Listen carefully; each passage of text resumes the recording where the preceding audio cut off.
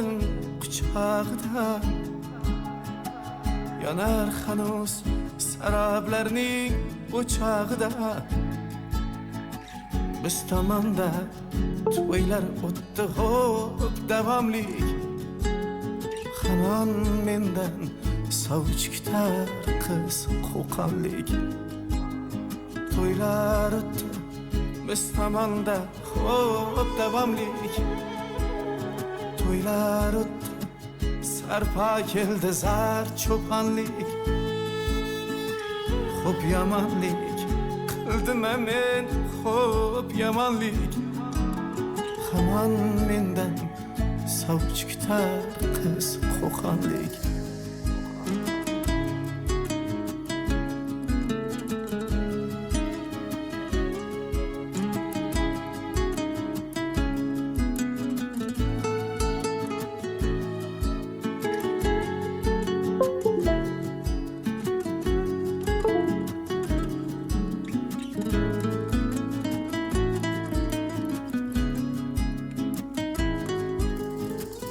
Sodda edi so'zlarimga ishonganda,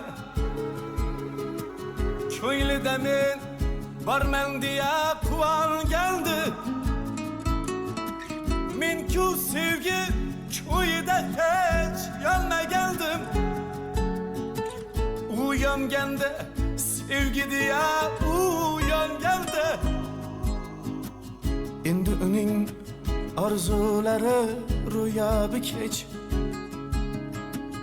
Ayting barcha haqiqatni kutmasin hech. Ishontirib qo'yganmidim gumonlik, hamon mendan sovuch kutar qiz qo'qonlik.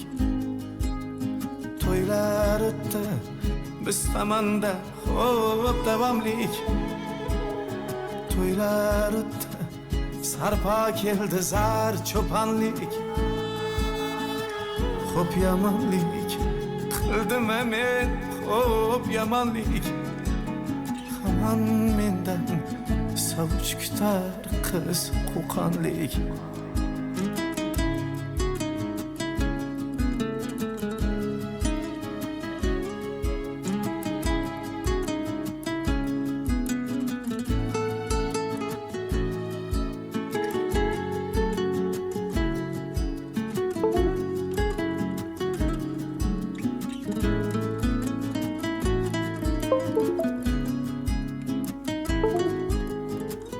İstemedim ko'nglida ko'p qolishimni, u aytmagan men aytganman nolishimni.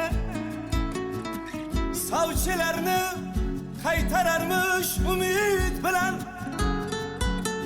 kutarmish hamon meni, hamon meni.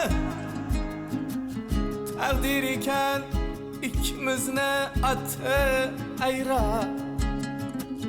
Bu yakundir ya intiho yoki inha. Biz tomonga kelin keldi xush sabonlik, hamon mendan sovuch kutar qiz qo'qonlik. To'ylar